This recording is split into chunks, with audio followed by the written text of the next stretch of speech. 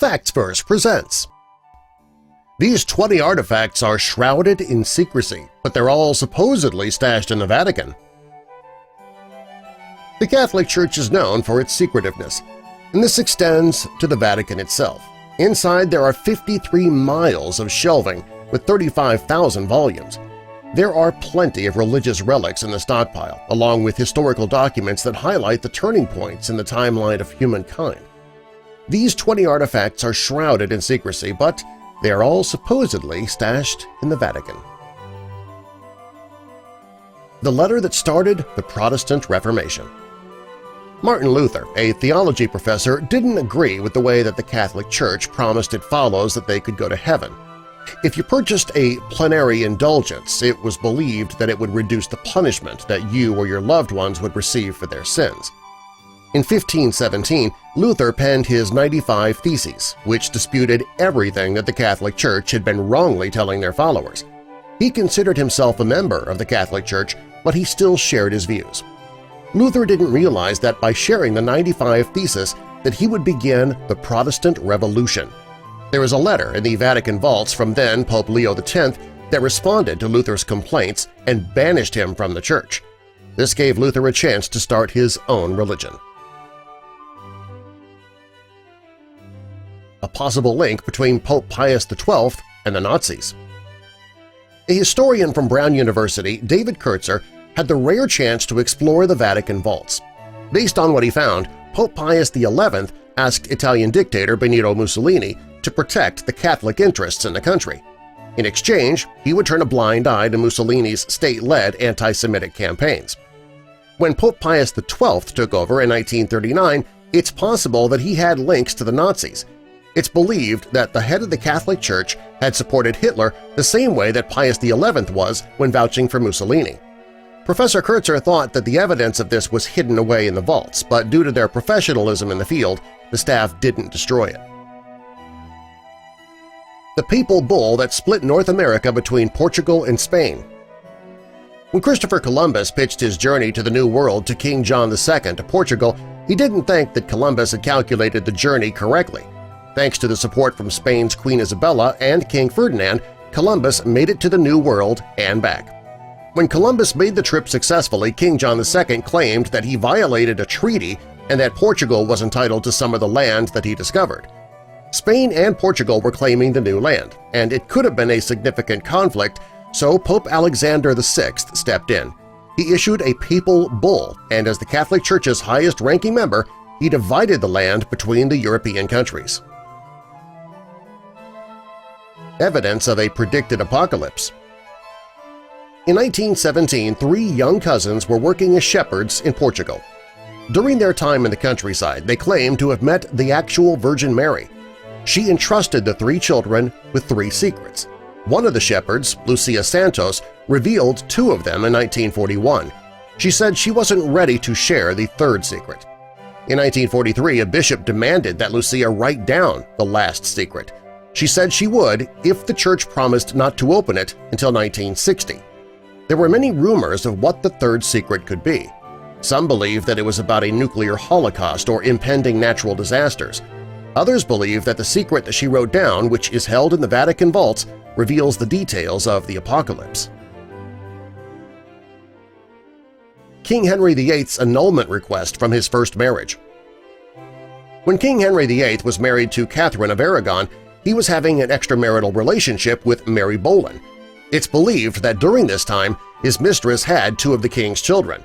He then became interested in Mary's sister, Anne, who refused to have an illicit affair with him. The king had to find a way to end his marriage so that he could have a chance with Anne. His solution was to send a petition to Pope Clement VII, which was signed by 85 clergymen from his country. The document asked the Pope to annul his marriage. This didn't work, and the Pope refused. He held on to the letter, though, and it remains in the Vatican vaults today. The Chronovisor. Father Pellegrino Ernetti died in 1992, but he had seen a lot in his life. He claims to have seen Roman Senator Cicero's 63 BC speech, Jesus' Last Supper, and an oration delivered by Napoleon. He claimed to have done this using a chronovisor, which allowed him to look back on events of the past as though he were watching TV. Father Ernetti's friend, Francois Brune, didn't list when people tried to discredit his friend's Chronovisor. He claimed that Pope Pius XXI and Mussolini believed the device to be a threat because it could reveal all of their secrets. It's thought that they had it destroyed, but some believe it still remains in the Vatican today. One of the final messages penned by Mary, Queen of Scots. Mary was once Scotland's sovereign, and she sent a letter to the Vatican. By this time, she had fallen far. In 1566, she married her half-cousin, Henry Stuart, Lord Darnley, and less than a year later, he was found murdered in their garden. Mary remarried the suspected killer, James Hepburn, 4th Earl of Bothwell. The public rose up against the couple, forcing Mary to flee England. Queen Elizabeth I of England was Mary's cousin. She wasn't happy that her cousin was there because she found out that Mary was plotting to kill her in 1856. As Mary awaited execution, she reached out to Pope Sixtus V, begging him to save her life. He never stepped in, though, and Mary died by beheading on February 8, 1587. Notes on Galileo's trial. Galileo Galilei lived during the 16th and 17th centuries. This was when most people believed that the universe centered around Earth. The Bible confirmed this theory with passages of how the third planet from the Sun would never move. Galileo, an Italian-born astronomer, believed that the rest of the solar system orbited the Sun. Galileo's findings landed him in court. He had to defend his beliefs against the beliefs of the Catholic Church. Galileo denied any wrongdoing, but he ended up on house arrest for the rest of his life. The court ruled that his teachings on heliocentrism couldn't be shared, but the notes from his 1633 trial did remain in the Vatican.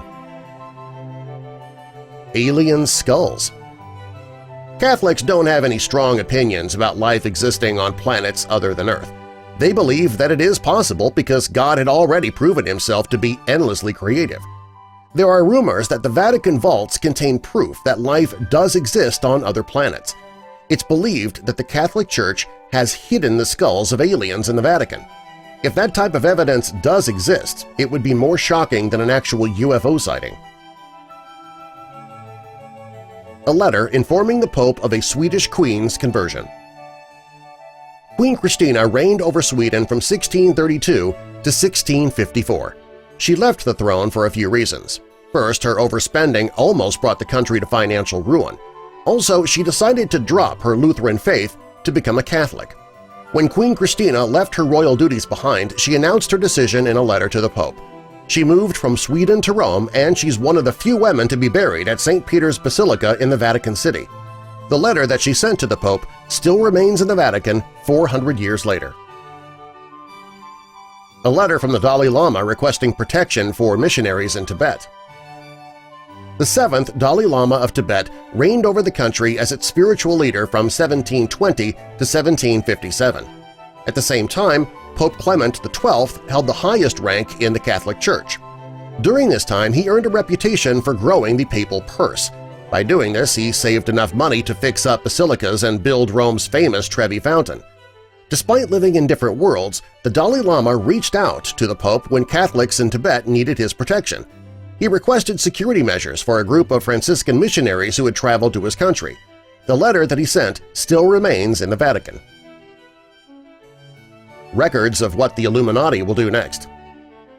In 1776, the Bavarian Illuminati tried to quell superstition and religious influence over the lives of everyday people. They were hoping to fight the government's abuse of power. When the leaders found out what the Illuminati planned, they shut it down and vilified the plan. Some believe that the group continues to operate today, masterminding the events that make headlines worldwide. For years, conspiracy theories have linked the Illuminati to the Catholic Church. Some people believe that the organization makes every one of the organization's appointments. It's also thought that within the Vatican vaults are records of what the Illuminati believe will happen in the future. The Chinon Parchment. The Knights of the Templar served as the Catholic Church's military order from 1119 until 1312. They spent most of their existence in public favor but lost support after they participated in the Crusades. When the Church lost some of the Holy Land, they pushed the Knights out of favor. When France's King Philip IV lost trust in them, things got terrible and he began arresting members and burning them at the stake. Pope Clement V responded to the king's pressure and disbanded the order. The Chinon Parchment chronicles the trial against the military rule on charges of blasphemous behavior during the Crusades.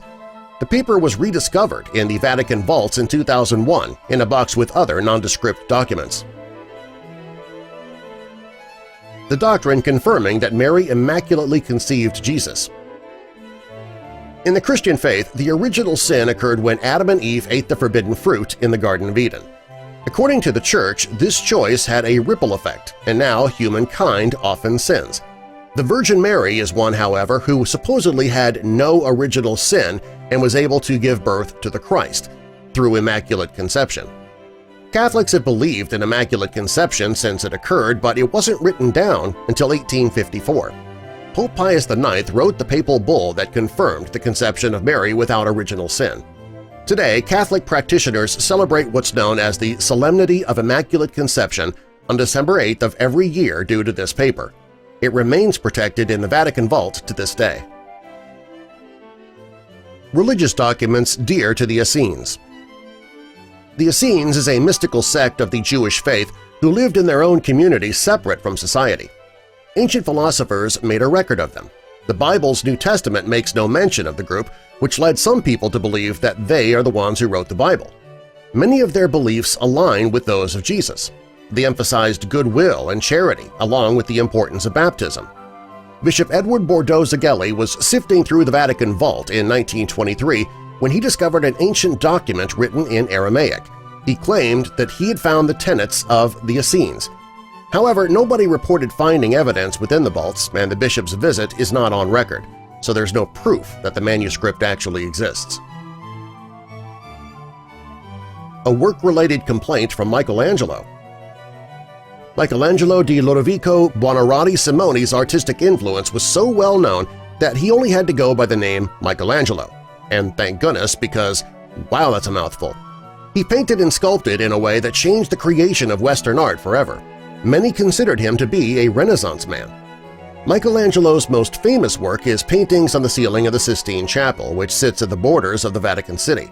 Since he was working there, Michelangelo had insider information about the conditions at the Catholic capital. He wrote the Pope a letter to let him know that the Vatican's on-site guards were planning to walk off the job because they hadn't been paid in 3 months. And that letter remains in the Vatican vaults today. Possible details about Jesus' bloodline. You may think the Catholic Church knows everything about Jesus' life, but there's a lot that's still unclear. There's no record of how he spent his childhood, and until he reached his 30s when he became a well-known religious figure. We know about his birth, and we know about him being a young boy, and then suddenly he's an adult. What happened to Jesus in his teen years and in his 20s? Well, some people believe that he had a family of his own before his crucifixion. If Jesus had children, his bloodline could still be traceable today. Some believe that hidden within the Vatican vaults are more specific details about his family. This information would be explosive, which is why the Church would keep it hidden in the vault, and most religious experts and historians believe it's a falsehood. Letters from Abraham Lincoln and Jefferson asking the Pope to take a side in the Civil War. In April 1861, the Civil War broke out in the United States. The war began because Abraham Lincoln wanted to abolish slavery, and Jefferson Davis, the Confederacy's commander, wanted to keep slavery going in the South. Both men wanted outside reassurance that they were doing the right thing, so they both wrote letters to Pope Pius IX asking him to take their side. He never provided support to the Confederacy, but he did push for emancipation along with the Union. Proof that Jesus wasn't crucified. The crucifixion of Jesus is one of the most essential parts of the Bible and the Catholic faith. Jesus' death on the cross exemplifies some of the religious central tenets, including salvation and atonement. Some people believe that his death didn't happen this way, and the Vatican is hiding proof in the vaults. An archaeologist named Michael Bagent believed that Jesus and Pontius Pilate faked the crucifixion. Pilate thought that killing Jesus wasn't in his best interest because Jesus encouraged his followers to pay their taxes. Bagent believes they simulated Jesus' death with a mixture of drugs such as hashish and then removed his body from the tomb. He believes the documentation to prove this lies within the Vatican vaults. Most experts, however, believe it is an incredibly flawed theory. The Pope's letter gave the green light for the Fourth Crusade. The Fourth Crusade began in 1202 when Christians from the West decided to move on Jerusalem. They weren't going to be able to take on the Muslim-held Holy City immediately. First, they had to take down the Egyptian Ayyubid Sultanate. At the time, it was the religion's strongest hold. The plan did not go as they had hoped, and the Crusaders took down the Greek-held Constantinople rather than Egypt. Pope Innocent III issued the papal bull in 1198 for a Fourth Crusade. He called for an offensive to capture the Holy Land from its Muslim leaders. When the plan fell apart, the Pope condemned the operation as a work of hell because the siege of Constantinople was so violent. Despite this, his original letter allowing the crusade remains in the vault. Do you believe any of these artifacts really do exist in the Vatican? Tell us which ones in the comments. Also, tell us which ones you think are complete balderdash. And subscribe for more.